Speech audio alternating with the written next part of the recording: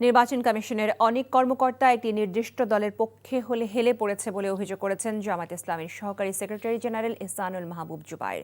বিকেলে রাজধানীর মগবাজারে দলীয় কার্যালয়ে আয়োজিত সংবাদ সম্মেলনে তিনি এই অভিযোগ করেন।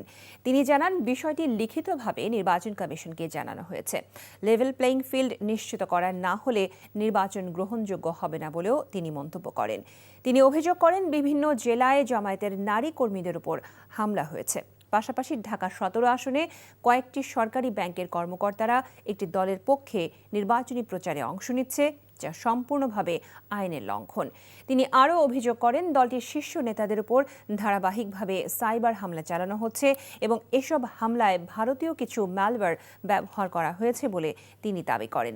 এছাড়া আগামী ৯ ফেব্রুয়ারি রাত ৯টায় জামায়াত আমির ডক্টর শফিকুর রহমান বিটিভিতে জাতির উদ্দেশ্যে ভাষণে দেওয়ার জন্য নির্বাচন কমিশনকে লিখিতভাবে জানানো হয়েছে বলেও জানান জুবায়ের।